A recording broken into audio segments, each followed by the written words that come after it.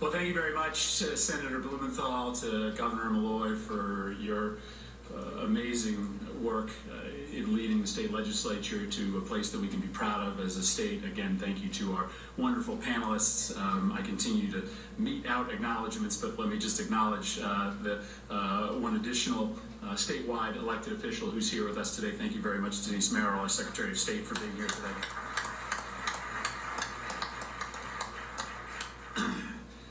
I hope that we leave here with a sense of collective action as to what we need to do at the federal level.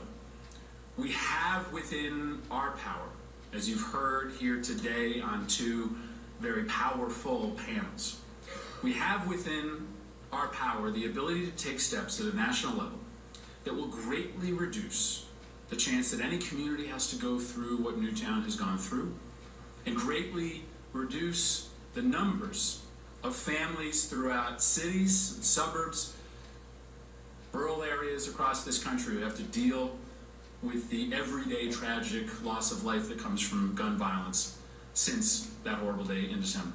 We have within our power those policy changes.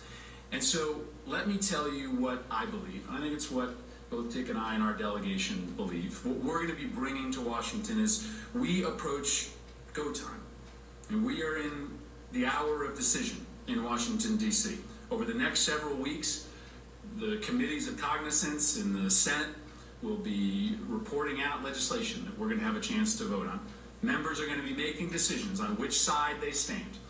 The side of the status quo and the gun lobby, or whether they stand on the side of change, on the families who are represented here today. We're going to make those decisions. And when it comes to my voice, here's what I'm going to argue for. I'm going to stand up and say that no private individual in this country should have access to military-style assault weapons and 30-round magazines.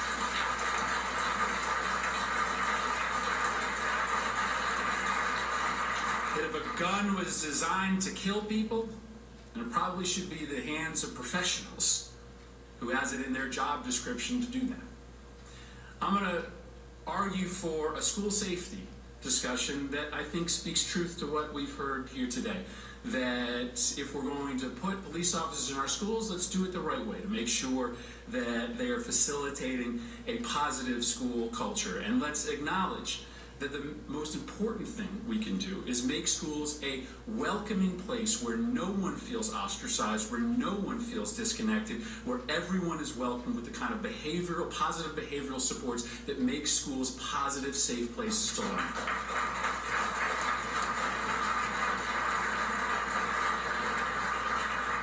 And we're going to make this simple argument, that every single child, individual, and family who needs and wants access to the mental health system of this country should get it not as a matter of the amount of money that they have in their pocket, but as a matter of right of living in the most powerful, affluent country in the world.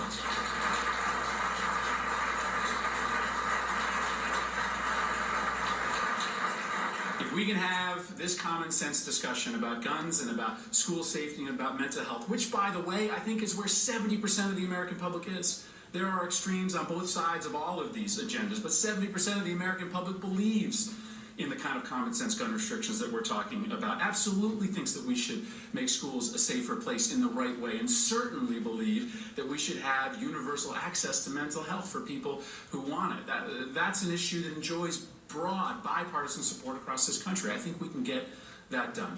But it's this kind of turnout and this kind of support from the administration that makes that possible. Here's the last thing I'll say. We all view the last 30 days through our individual prisms. I'm one of these people that often sees these awful things happening in this world and wonders what lies inside of us. Right? What's the inherent nature of each one of us? Are we good people that occasionally do bad things, or is goodness a learned behavior that lays on top of more evil things? And it's days like December 14th that cause us to think about that inherent question about who we are as a race, as a species. As awful as that day was, it answered that question once and for all for me. 10 minutes of mental illness that masqueraded as evil.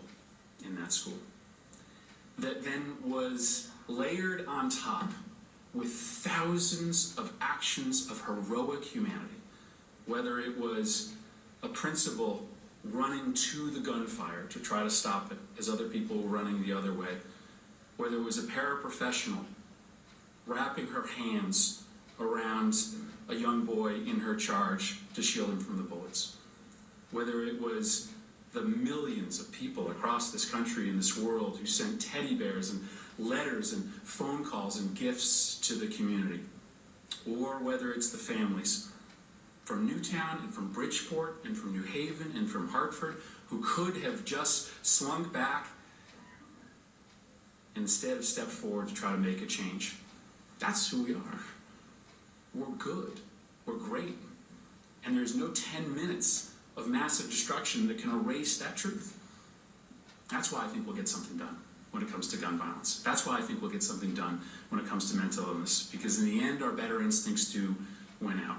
Having Vice President Biden here today, having Secretary Duncan, is further confirmation that we're going to be able to get something done.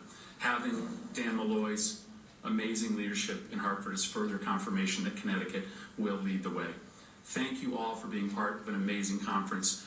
We are going to take a slight break before we welcome to the stage those that will introduce Secretary Duncan and the Vice President of the United States, Joe Biden. Thank you for a great conference today, everyone.